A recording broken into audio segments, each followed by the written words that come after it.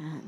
So, sige po, manalangin muna tayo. Lord, maraming salamat po sa oras na to. Nagpapasalamat po kami na nandito kami, Panginoon, upang makarinig ng iyong salita. Thank you, Father God, for this day. Holy Spirit, have your way in this place. Holy Spirit, that, Lord, meron kaming kayo po manguna that I can deliver your word clearly, Father God, and even anoint me, Lord. And this message, Father God, na alam nila kung ano yung mauuwi nila sa pang-araw-araw nila. Holy Spirit, we surrender everything to you, and thank you, Father God, in Jesus' name, amen. So, ang topic natin ngayon, the believer's authority. Diba? Alam mo, nung tinanggap mo si Jesus, meron ka ng authority. Diba? Yung authority mo, minsan sa bahay, may authority ka. Diba? As a head of family, yun yung natin. So, sabi dito, may 3 basic question tayo on the authority of the believer. What is authority? Nasabing ganon. When did you have that authority? Number 3, what are the New Testament scripture that tell us we are to exercise our authority as believer? So, importante pala to. As a believer, meron tayong authority. Di ba? Authority natin. So, merong sabihin, napaka-importante. Kaya pa saan mo makikita yon? Through the Word of God. Di ba? Yung authority mo.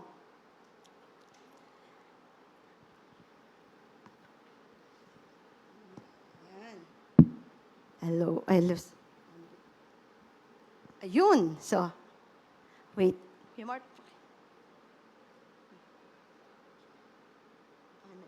Slides, no? Ayun. Wait lang ha, meron lang tayong interruption. Ayan. So, what is authority?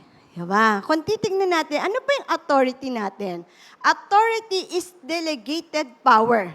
Kapangyarihang ipinagkatiwala. Di ba, meron kang kapangyarihan. Yun yung authority. Authority is delegated power. Di ba, minsan merong yung, at may ano ka, parang, example, dun sa bahay, sino may authority? Di ba? Tatay. Di ba? Kung ano sinabi ng tatay, especially nandun ka nakatira ka pa sa bahay ng tatay mo, siya yung may autoridad para sa'yo. Di ba? Huwag mo sasabihin, wala kang authority. Hanggang nakatira ka sa parents mo, sila lamang ang pwedeng may authority sa'yo. Di ba? Ano bang example? Kung ikaw naman ay may kasama mo yung parents mo, may asawa ka na, at nakatira ka pa rin sa bahay ng parents mo, ang may authority nyon yung tatay mo. Gets? Di ba? Hindi mo sasabihin na wala kang authority, sabihin mo, nakatira ka eh. Kung gusto mong magkaroon ng authority, ikaw mismo ay ibig sabihin, magkaroon ka ng sarili mong bahay. Diba? So, ganon. Si Yay, nakatira pa rin sa akin, sa aming parents.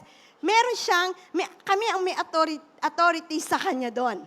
Diba? Kasi nakatira ka pa eh. So, kaya, mga anak, wag mo sasabihin na, hindi, yung sarili mo, kailangan mong sundin ang rules kung ano yung sinasabi ng tatay mo. Amen? Parang, di ba, delegated. The value of our authority rests on the power that is behind that authority. Ang tibay na authority na meron tayo nakadepende sa source o pinagmulan nito. As a believer, yung authority tayo, yung authority natin, si God. Siya may authority sa atin. Di ba? Saan mo nakukuha yung authority na yun? Sinusunod mo kung ano ang sinasabi na salita ng Diyos. Yan yung authority eh. Ikaw as a Christian, as a believer, may authority ka. Kanino? Sa Word of God. Susundin mo yung sinasabi ng Panginoon. Ano masabi ng Panginoon? Forgive. Yun ang sinabi ni Lord eh. So ang Panginoon, pag sinabi niyang forgive, gagawin mo. Diba? Pag forgive, parang nahihirapan tayong mag-amen. Diba? So, authority, ganon. Yun, yung forgive. Kaya nga importante na alam mo yung authority. It is God's power but has authority us to use that power. Ito ay kapangyarihan ng Diyos na pinagamit sa atin. So sabi, the devil and his space are applied to recognize our authority. Ang diablo at ang kaharian ng Diyos, ng kadiliman ay walang magagawa kung hindi sundin ito. Diba? Kung ikaw ay sabihin, yung devil, wala nang authority sa'yo. Kasi na-overpower na siya ng Panginoon. Di ba yung makapangyarihan?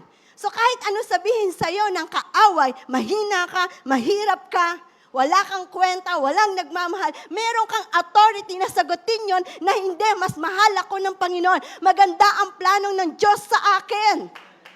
That is your authority. The lies of the devil, may mga kasinungalingan sinasabi ang kaaway sa'yo. So, pero wala na siyang kapangyarihan sa'yo. Ano mga lies ng kaaway sa'yo, huwag mong pakikinggan.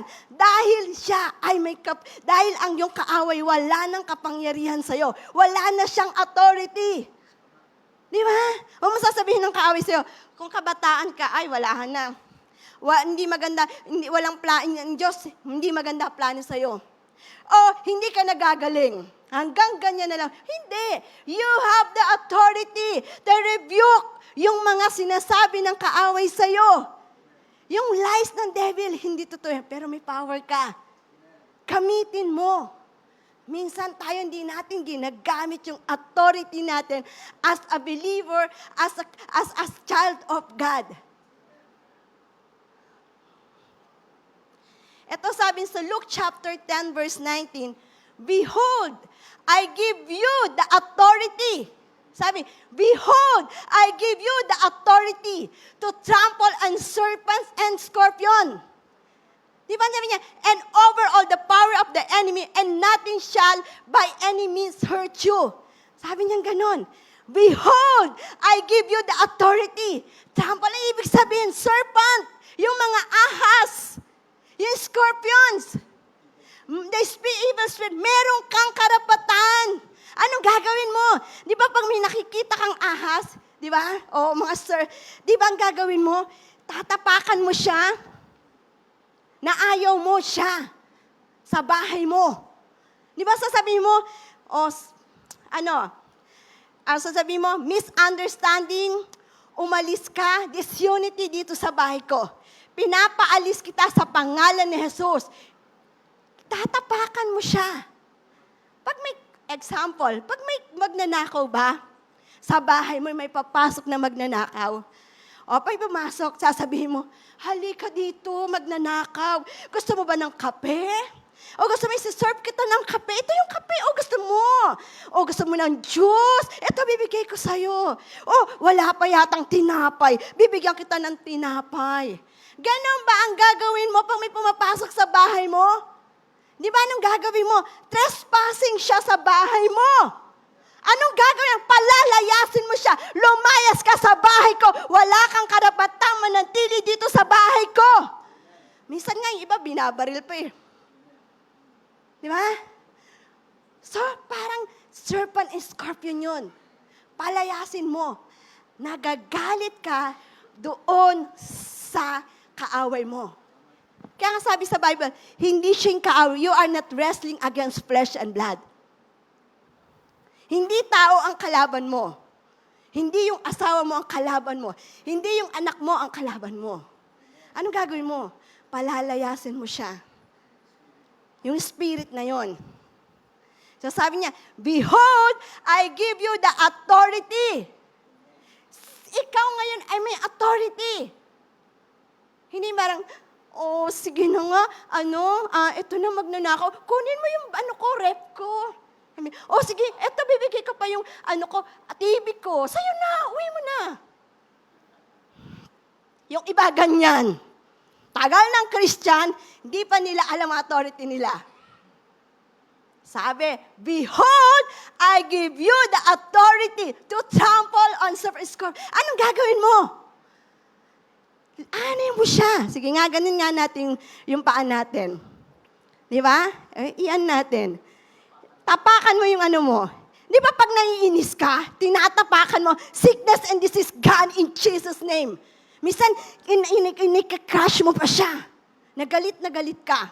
Cancer, umalis ka sa katawan ko in Jesus' name. Hindi yung, cancer, umalis ka. Walang authority. When you declare the word of God, kapag nagdideklara, may authority ka. Di ba? Utusan mo yung sakit na yan. Utusan mo yung finances mo yan. Utusan mo yung relationship mo na yan. You have the power. So nadideclare ka. Use your words with authority. Use your words with authority. Minsan nakikita mo yung finances mo. Devil, put up your hands in my finances. In Jesus' name. Ano ba? Sa clients mo, hindi mo pwedeng manakaw, may steal. Yung mga clients ko, in Jesus' name.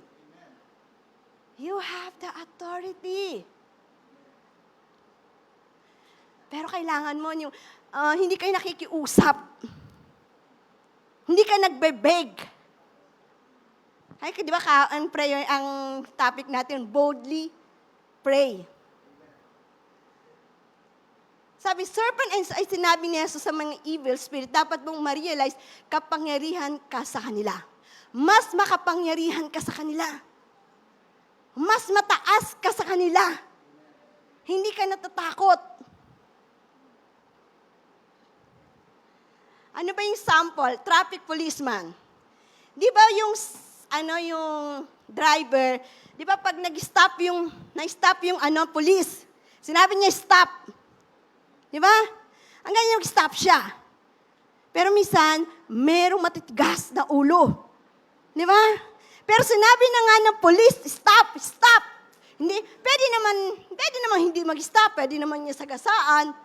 Kaya lang, pag may violation, kunin yung lisensya mo. Alam mo, pag tumatawid ako, pag sabi nga ng asawa ko, kahit maliit ako, sasabihin ko, tatawid na ako ha. Alam mo, yung kotse, hihinto talaga eh. Wala akong pakialam, basta't sinabi ko na ganyan ako, hihinto siya. Kasi ginagamit ko yung authority ko. Kasi alam ko kung sino ako eh. Di ba? Lalo na doon sa amin, walang traffic light. Kaya lang hindi umaandar. So, meron siya pero hindi umaandar. So, pag magtatawid ako, ganon. Namanganon ko. O kaya, pag nagdadrive ako, liliko ako, magbubusin na ako ng malakas. Sasabihin ko, dadaan ako. Ganon. So, parang minsan gagamitin, hindi ko naman pero yun yung aking authority. Ngayon, papadaanin nila ako. Ayun. Kasi, kaysa hindi ako makadaan, gamitin ko yung authority ko. Busina ako, dadaan ako. Parang ganon. Pero wag niyong gagawin yun, ha? Ayun. Mapapaaway kayo. Pero humihinto yung dahil kinikilala niyang authority ng police. Kasi policeman, may authority yung police. Example, pag magbubukas ka ng madilim, hindi ka naman tatawag sa Meralco. Para sabihin mo sa Meralco, oy Meralco, pakibukas mo nga yung ilaw ko. Hindi. You have the authority. Gamitin mo yung authority mo para buksan yung ilaw. Hindi katulad ng electric fan na to. Ang init-init, alam ko electric fan, umandar ka. Pero kailangan kong buksan itong electric fan para magkaroon ng power. Nagets niyo? Kasi i-switch on mo yung power mo. Kasi pag hindi mo siya hindi mo alam yung authority mo. So, kailangan mong buksan para hindi ka mainitan. Di ba? Gamitin mo yung power mo. Pag mo yung parang, electric fan, magbukas ka na. Hindi siya magbubukas. Kailangan mong buksan yung electric fan.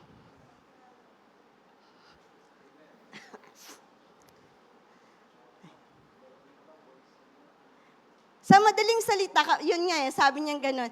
Sa madaling salita, kapag may kadiliman sa buhay mo, kahirapan, kaguluhan, o karamdaman, ganitin mo ang authority mo. may problema ka sa sakit. Thank you, Lord, that I'm healed, well and whole. I declare, God will satisfy me with long life. Cancer, umalis ka sa katawan ko na to. In the name of Jesus. Cough and colds, umalis ka sa katawan ko. In the name of Jesus. Gone in Jesus' name. Diba? Gamitin mo yung authority mo. Hindi mo sasabihin na, may sakit ako. Hindi maganda. Hindi. Ikaw mismo, i-declare mo kung ano ang sinasabi ng Bible. Diba? Hindi mo sasabihin, oo nga, makiki-agree ka pa. So, hindi mo nagamit yung authority mo. So, kailangan mong gamitin yung authority mo. Sa finances man yan, sa anak mo man yan. Hindi mo kasi yung anak ko, ganito na. Hindi. Devil, pinalalayas kita sa pamilya ko.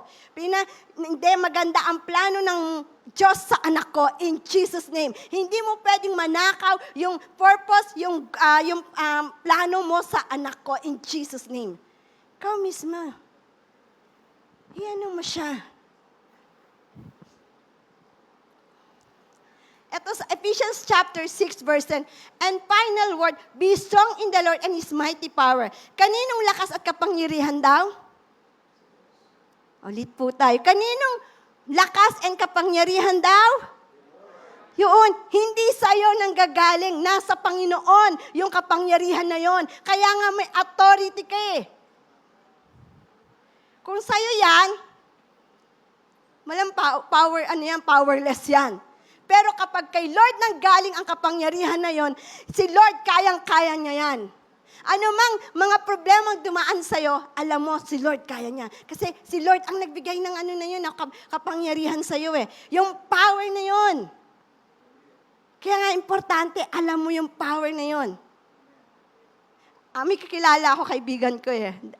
Nung ko siya, yung authority niya, ginagawa niya, ang sasabihin niya, sold in Jesus' name. Sa shop niya. Nung marinig niya yung power niya na yon, sabi niya, sold in Jesus' name. Magkano yung isang door? 1.5. Pero ano sasabihin niya? Sold in Jesus' name.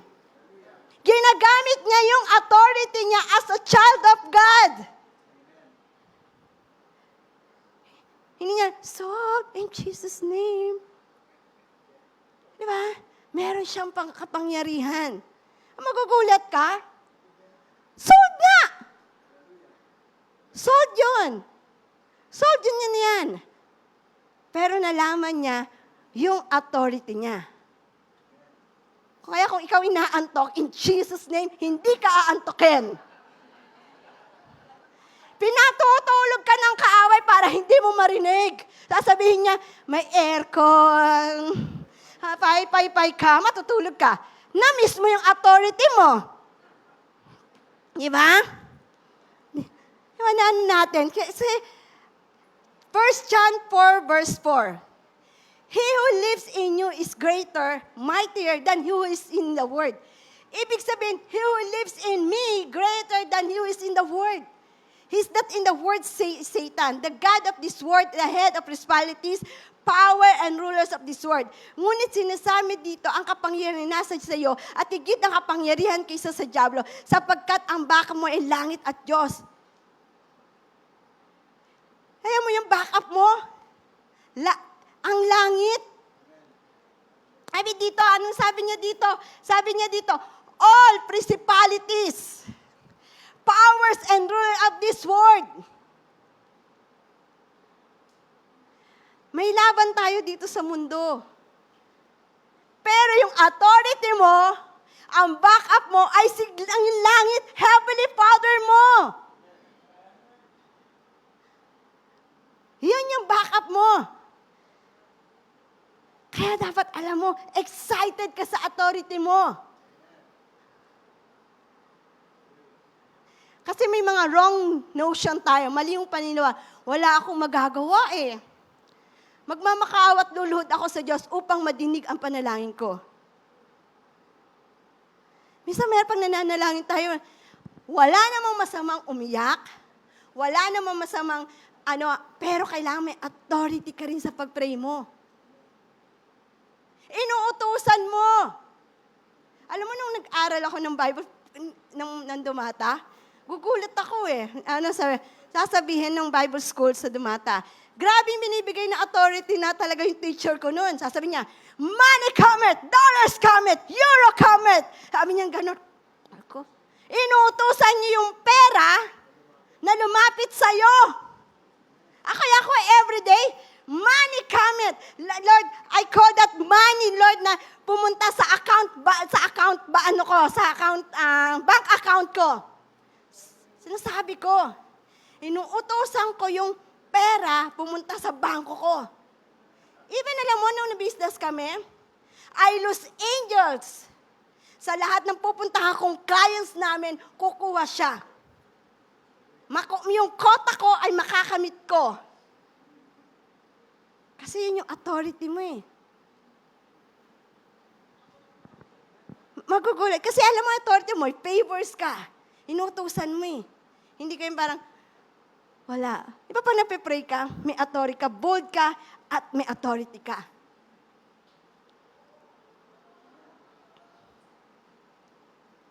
O di kaya, Panginoon, palayasin mo ang diablo. At kung minsan, Lord, stretch your hand and heal this person. Hindi naman lalayas, in Jesus' name, lumayas ka. Diba? Hindi siya lalayas ay nako. Sa dami namin, nung kami nasa pastoral care pa ng New Life Alabang, dami namin nakitang ganyan. Diba? Yung authority, kailangan mong gamitin. Kaya yung sa New Life Alabang, ang tawag sa amin nun, kami yung Ghostbuster ba yun? Hindi, loko lang. Kami yung pumupunta sa mga nadi-deliverance. Nagka-cast out demons kami. Yun yung ginagawa namin. Lahat ng completely contrary to Jesus' command. Tignan natin sinabi ni Jesus sa Matthew chapter 10, verse 1. And when He called His 12 disciples to Him, He gave them power over unclean spirit, to cast them out and to heal all kinds of sickness and all kinds of disease. Sabi niya, all, dahil mismo. Ayun yung sinasabi, and we had to call these disciples to Him and give them power over a clean spirit, cast out demons, and heal all kinds of sickness and all kinds of disease. Ikaw yun. As a believer, hindi mo pwede nang tawagin si Pastor James. Pastor James, meron tayong ika-cast out na demons. Pwede mo nang gawin yon ikaw mismo. Hindi mo na kailangan tawagin si Bon para mag-cast out ng demons. Ikaw mismo kasi believer ka. May authority ka. O kaya si Kuya Mark, tawagin mo. Di ba, tawagin mo siya. Ayun, may kwento, si Pastor J, may kwento kami. Ginawa namin to na merong isang factory, dyan lang, may pinaka sa Muntinlupa. So, halata kaming, siyempre kami pinatawag na, puntahan nyo tong factory na to. Kasi sabi, marami daw nangyayari na hindi maganda doon sa factory na yon. Kasi paggabi daw, kung ano-ano daw nangyayari sa mga tao. So ngayon, si Pastor James, nagpunta kami, may kasama kaming team. E di, siyempre, parang Bible study, nag-preach si Pastor James. Alam mo, kapipreach pa lang ni Pastor James ng salvation pa lang, ang nangyari doon sa mga tao, nagkakatumbahan yung iba, di ba? Natutumba. Sabi namin, uy! Tapos may isang tao, takbo ng takbo, di ba? Nagro-roll siya. Nakakita na ba yun? Nagro-roll? Siguro, niya parang, nagro-roll siya. So sabi ni Pastor, puntahan nyo. Pinuntahan. Ang sabi nung babae, boses lalaki, ayaw kong umalis dito. Hindi ko marunong eh. ayaw kong umalis dito sa katawan na to. Gusto niya ako dito. Teritoryo ko to.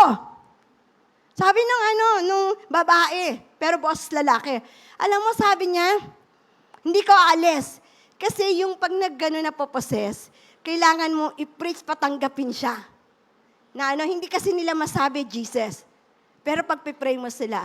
Alam mo, pagkatapos na, ginamit namin yung authority. In Jesus' name, lumayas ka sa babaeng to in the name of Jesus. Alam mo, nakatulog yung babae. Naging maayos siya. Paggising niya, parang walang nangyari. Kasi pag napoposes, malakas eh.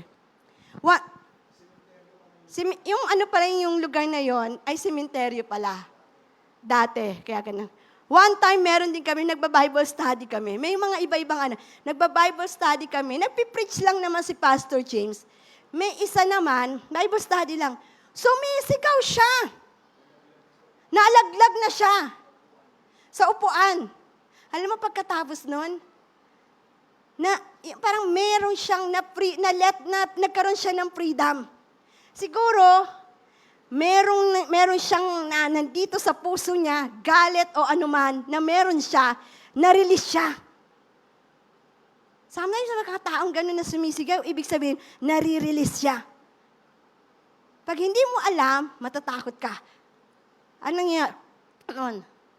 Kailangan gamitin mo lang yung authority mo. Kaya huwag kang kung sa possess, huwag kang nagle-lay hands kung ikaw ay takot. Pwede siyang matransfer sa'yo. Di ba? So, kailangan mong full of the word ka, led ka ng Holy Spirit. Hindi yung parang, sige, sasaba ka. Kailangan nakapag-pray ka rin. At gamitin mo yung authority mo. Kasi pwedeng mag-transfer sa'yo yan. So, number 2, when do you have that authority?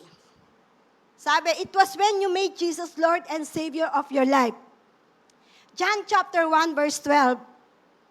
But as many as did receive and welcome Him, He gave the authority, sabi niya power, right to become the children of God. Sino yung mga anak ng Diyos dito?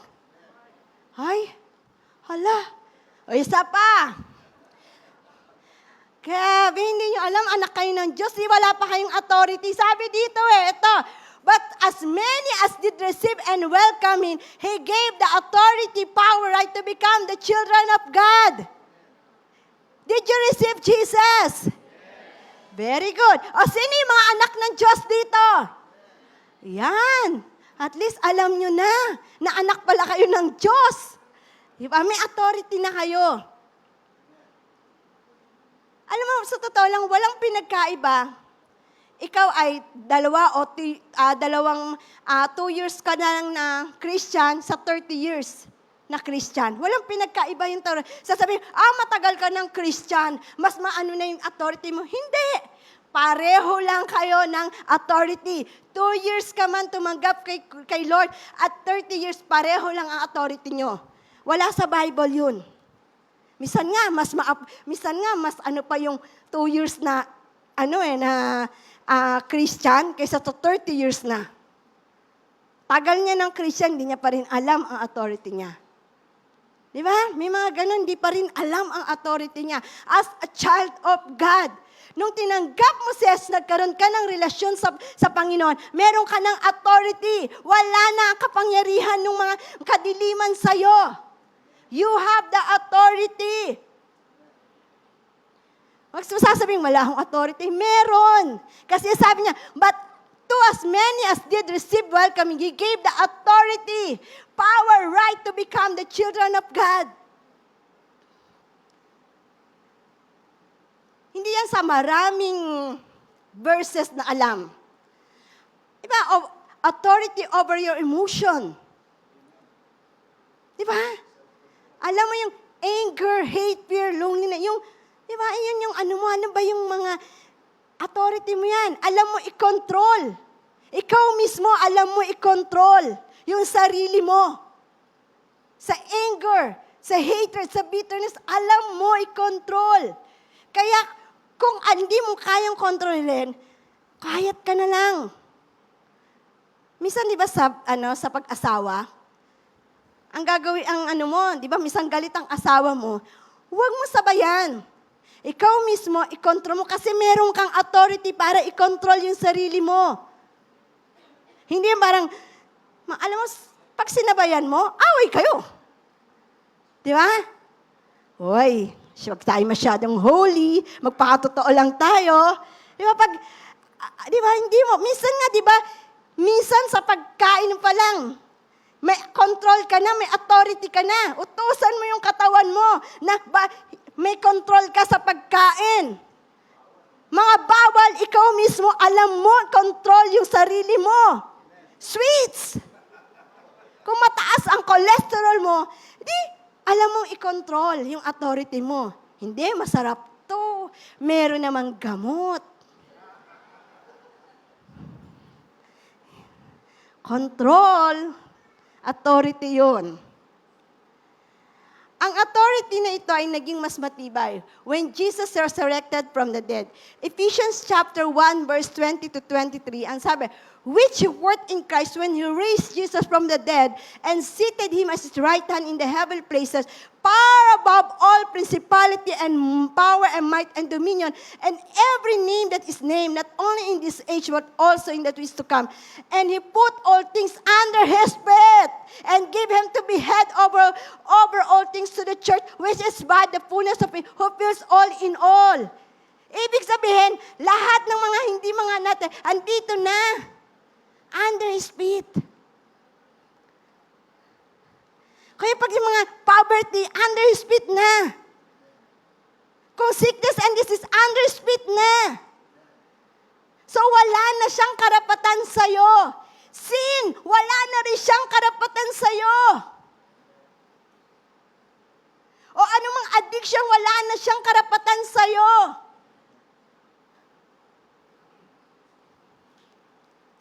Nang pinako si Jesus sa krus, ipinako na rin ang ating mga kasalanan. Wala nang kapangyarihan ang kasalanan sa atin. We are now righteousness of God in Christ Jesus. Sino yung righteous dito? Ay, hindi na naman. Hala. O, sino? Sino yung mga tinubos ni Jesus sa kasalanan dito? Ayun, righteous ka na. Kaya ka nakakaharap sa Panginoon kasi you are righteous. Inugasan na ng Diyos yung kasalanan mo. Kaya ka nakakalapit sa Kanya. Nung nabuhay naman si Jesus, nabuhay din tayo, we have eternal life. Wala nang kapangyarihan ang kamatayan sa atin. Nang siya ay pinaupo sa kanan ng Ama sa langit, pinaupo rin tayo sa tabi ni Jesus sa kanan ng Ama sa langit. Pinaupo sa tabi ng Hari ang ating upan sa langit at upan hari. Ibig sabihin, seat of authority. Ibig sabihin, hari ka. King ka. Di ba ang hari may authority? Oh, pag hari ka, may authority ka. Nag-uutos ka. Inuutosan mo yung mga blessing na magpunta sa'yo. I'm blessed coming in, I'm blessed going out. I am above and not beneath. I'm overcomer. Diba? I'm more than conqueror. Ikaw mismo inuutusan, king ka. May nakita na ba kayong king? Fatima, nakikiusap ako sa'yo. Ibili mo ng pagkain. Please. Hindi. Ano lang to, Fatima? Kapag king ka, uutusan mo, sabi mo, bili mo nga ako ng pagkain.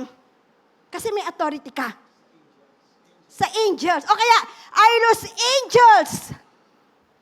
Sa lahat ng dadaanan ko, sa lugar na to, saan man ako magpunta, nakaposisyon na yung angel, inuutusan mo. Kasi may authority ka. Alam mo bang 72,000 ang angels natin? Ang bawat isa. Nautusan mo ba yung angels mo? Hindi ganun na malilit na angels. Sana yung angels natin malaki. 10 feet. Siguro nakaganyan na lang ako. Pagkausap ko nga si Sam, nakaganyan ako eh. Kasi matangkad. Di ba? So, may authority ka. King ka.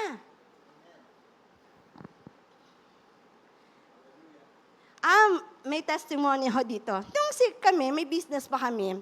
Nasiraan kami ni Pas. Hindi ko siya kasama. Sa C5. Nasiraan kami.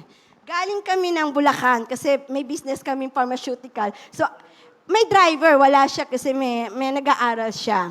So, ngayon, pauwi na kami. Sa C5, nasiraan kami, nahinto yung sasakyan. So, Sabi ko, ano to, bakit nahinto? Pero maganda naman, sabi ko, sige, ilagay mo dun sa, sa gilid. Kaya lang, may isang grupo doon, parang ewan ko, sila, mga lalaki, mga tambay. May sabi niya sa akin, pumunta, Ma'am, ano po nangyari? Nasiraan kami. Tapos, umalis na siya. May dumarating na Totoo siya. Siyempre, sinumbong pa ako. Siyempre, tawag ako, Love, nasiraan kami. Sabi ko, yung driver, inano niya, wala talaga. Love, nasiraan kami. Sabi ko, anong gagawin namin? O sige, hintayin mo kami. Kaya lang, tumatakbo yung nagsumbong sa amin, kasama na yung nagto-tollgate, kuwari wala siyang alam. Sabi ko, Ma'am, ano po kayo? Ano pong gagawin natin ito? Sabi ko, Hindi natin ito yan. Sabi ko, ganon. Tapang ko, liit ko, lalaki yung kausap ko eh. Sabi ko, nakita ko yung lalaking nakiusap sa akin. Sabi ko, ganyan, bakit mo ako sinusumbong? Wala naman, di naman nilang nasiraan sa sakyan ko eh. Nasa gilid naman ako, bakit ganyan ka? Sabi ko, ganon. Di talagang ganon ang salita ko. Sabi ko, ganon. So tapos, Ma'am, magtotoo na tayo. Di ba sabi ko, aandar yan at darating yung asawa ko, bakit mo ako itoto? Kapag talaga ako, hindi mo ako pwedeng ito kasi nasa gilid dyan. Wala naman sa gitna eh. Sabi niya, hindi ma'am. Kailangan hindi nga eh. Talagang talaga ako. Aandar yung sasakyan ko na yan. Wala talaga, wala pa siya. Sabi ko, Lord, alam mo yung lalaking nagsumbong? Tumakbo siya. Iniwanan niya ako. Kasi talagang inano ko siya. Bakit mo ako? Sabi niya, ma'am, hindi kami aalis dito. Di wag kayong umalis. Sabi ko, aandar yan. Hindi talaga. Di dumating na si Pastor James. Yung sasakyan ko umandar. Tapos, umandar siya talaga. Tapos, pinuntahan ko yung Di ba, kuya? Sabi ko, aandar yung sasakyan ko.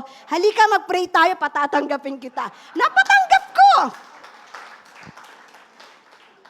Kasi I know may authority. Alam ko, kukuhaanan lang nila ako eh. Minsan, kung di mo alam authority mo, sige, ito mo na lang. Hindi. Kasi alam ko yung authority ko. Nasa tamang ko eh. Alam ko, aandar yan. In Jesus' name, aandar ko. Umandar nga. Dumating siya. Sabi ni Pastor James, umandar na pala eh. Umandar. Di ba?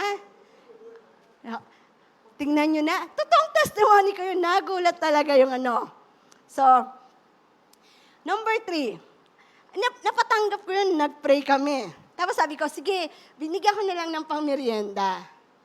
Baka naman sabihin nila, binigyan ko ng, pa ako? Hindi pa ako pastor noon. Di ba ako pastor? Siya pa lang. Baka sabihin nyo, kasi dinideclare ko na aandar yung sasakyan ko.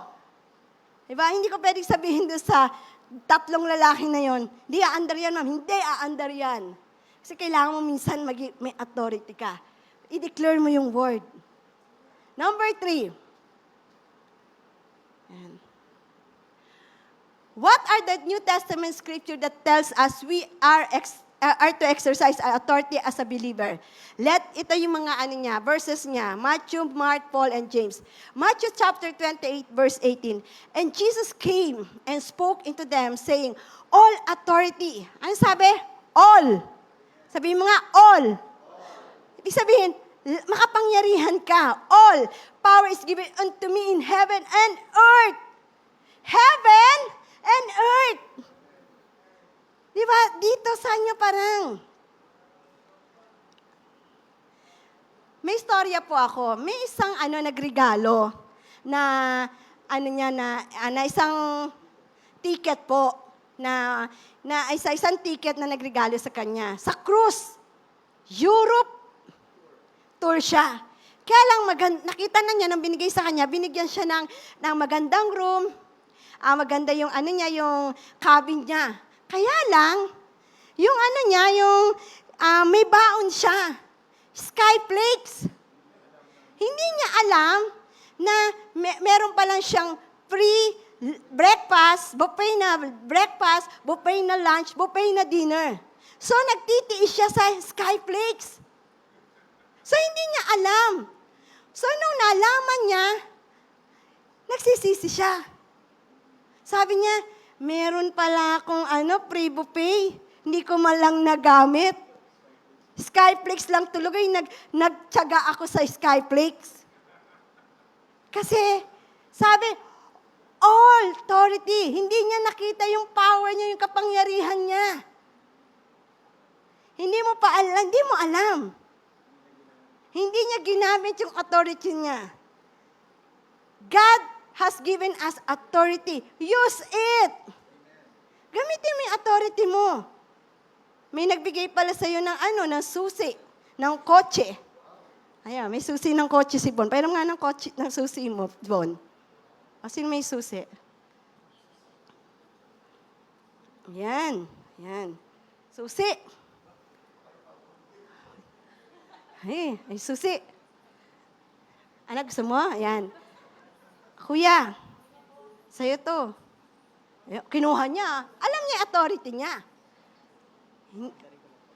Ipanaan niya daw, Kuya Bon. Ayun ang sabi ko, pag may binigay ang Panginoon, kunin mo kuya example, binigay ang Panginoon sa'yo, gamitin mo yung authority mo. Hindi parang, gagamitin ko. Gamitin mo yung authority mo. Kasi may authority ka eh. Hindi parang, may authority. Parang tinatago mo. You have the authority. Kung hindi mo babasahin yung Bible mo, hindi mo malalaman kung ano yung authority mo. So, may authority ka. Bon, salamat So ngayon, maglalakad ka lang. Di ba kuya, pag di ko sa'yo, maglalakad lang siya. Pero alam mo, dapat yung authority mo. Yung authority mo. May kotse ka na pala.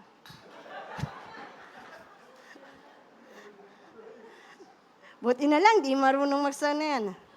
Sabi, Matthew chapter 10, verse 8, heal the sick, cleanse the leper, raise the dead, cast out demons. Freely you have received, freely give. Heal the sick, cleanse the lepers, raise the dead, cast out demons. Freely you have received, freely give. You have the authority. Sino gusto magbuhay ng patay? Amen. Cast out demons. Parang iba ayaw, natatakot. Yung mag-pray sa may sakit. Alam mo, maganda yun. Di ba? Maganda. Ito may testimony kami. Nung kami nasa pastoral care, bago-bago pa lang, meron kami sa ospital ng Muntinlupa. Ito, nag-pray kami. Yung bata, butas ang puso, baby. So ako, halika mag-pray tayo. Alam mo bang, pinag-pray namin, thank you Lord, na mabubuo yung puso niya, na ibibigay. Di kinabukasan, bumalik kami. Kinabukasan, no? Si Pastor James, may Bible study siya. Nakita ko yung magulang nung anak. Si Pastor James, ayaw niyang magtanong. Baka nawala na, yun yung niya. Ako, malakas ang loob ko. Ate, kamusta na yung baby mo? Alam mo po, hindi pa ako pastor noon, si Pastor James lang. Volunteers lang tayo noon. Volunteers lang kami. Sabi niya, nagpapasalamat po ako sa inyo. Buti po, pinag-pray niyo po siya. Alam mo yung bata, di ba, yung puso niya butas, nabuo yung puso niya. Sabi ko, you have the authority. Kapag nagpe-pray ka, kahit hindi mo maintindihan, pray! Because you have the authority to heal the sick. Hindi ka dapat minsan may taba talaga, pero you have the power. Hindi naman ikaw yun eh. Di sana, faith healer na lang. Hindi ka faith healer. Yung power na yon ay nakukuha mo dahil kay Lord. Hayaan mo na. Basta't ikaw ginawa mo yung part mo. Hayaan mo si Lord. Si Pastor James, tuwang-tuwa, pinuntahan ako. Buhay po yung anak niyo. Oo, nabuo. Yung mga kamag-anak na isang jeep, tuwang-tuwa nandun, ito po, pag-pray niyo po, pinareceive po namin yung pamilya na yun na taga Pampanga po. So, huwag kayong matakot because you have the authority. At sabi dito, Jesus, who is going to heal? Sabi niya, who is going to heal you? Who is going to lay hands on the sick? You! Ikaw, sabi mo ako. You! Hindi mo na kailangang tawagin si Kuya Mart, si Kuya Henry, si Doc Emma. Ikaw. Eto, sige. Ito na lang po. Ito na, malapit na kasi. Sabi dito sa Colossians chapter 1, verse 13, "For He has rescued us from the kingdom of darkness and transferred us to the kingdom of life, His dear Son." Pinalaya na tayo sa kadiliman, tayo ay nasa liwanag na. At dahil tayo nasa liwanag na, may kapangyarihan na tayo sa kadiliman. So yung makadiliman, wala nang kapangyarihan sa'yo kasi nasa light ka na, nasa kaliwanagan ka na. Kaya yung kadiliman, wala ng power. Ibig sabihin, powerless na siya. James chapter 4, verse 7, "Therefore submit to God, resist the devil, He will flee from you." Kanino ka magsasubmit? Kay God. Paano ka magsasubmit sa pamagitan ng pagsunod sa salita niya? Isa pang testimony. Yan. Meron kaming may pinuntahan kami dyan sa may Las Piñas para mag-pray. So, ito kasi, punta kami doon. Nung una, ayaw kami papasukan ng guard. Sabi ng guard, wala daw pangalan nung pupuntahan namin. Buti na lang, malinaw yung aking mata. Sabi ko, yan yung guard, sabi niya, ay walang ganyan, walang pangalan na ganyan. Hindi guard, ayan nakikita ko pangalan eh. Nandiyan sa listahan mo. Nagulat yung guard. So, ang nangyari, pumasok kami, eto, yung pupuntahan namin, nakatulog. Tulog siya. So, tapos, pinag-pray lang namin. Kinabukasan, pumunta siya sa bahay ng father ko. Sabi niya, pumunta po ba si Kuya James sa hospital po? Sabi naman niya, oo, pumunta siya. Alam mo, ito yung kwento niya. Nung papaakyat daw kami, ito yung niya, sabi niya, ayan na sila, ayan na sila, ayan na sila. Nagkakagulo, di ba? Parang mga evil spirits, ayan na sila, andyan na sila, andyan na sila. Malapit na sila, malapit na sila. Pagkatok namin, yung mga tumatakbo daw na ng evil spirit, umalis daw. Lumayo daw. Tumahimik daw. Hindi namin alam yun. Tapos yung pinag-pray namin, dapat operahan yun sa tiyan niya. Alam mo, hindi siya na-operahan. Magaling na siya, nakalabas siya ng hospital. Tapos, sabi niya ganon, sabi niya, di ba pag-hospital, marami talagang dyan, mga evil spirit talaga. Sabi niya, andyan na sila, andyan na sila. Hindi naman lahat, niloloko lang kita. Niloloko lang kayo.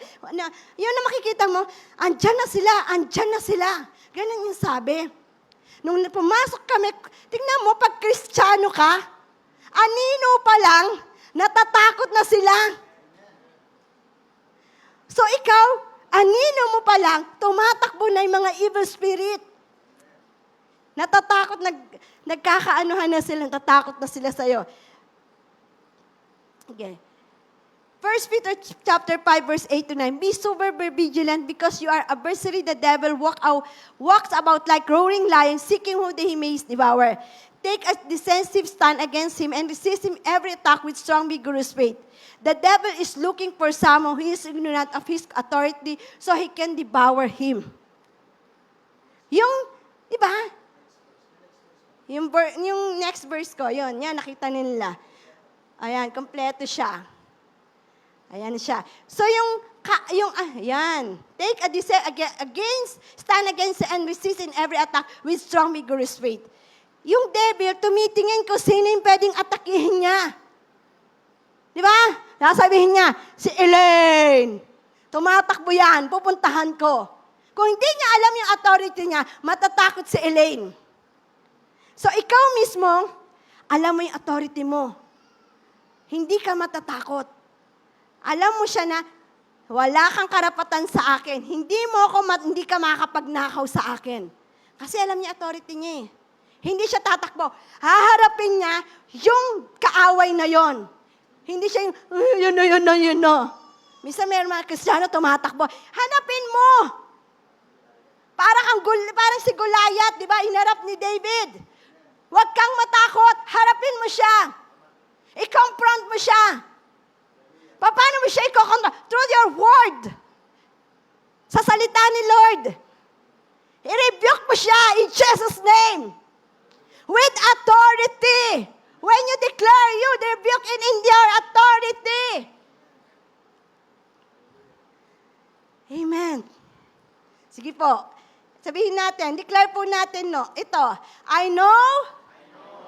Parang yun, I know. Yan.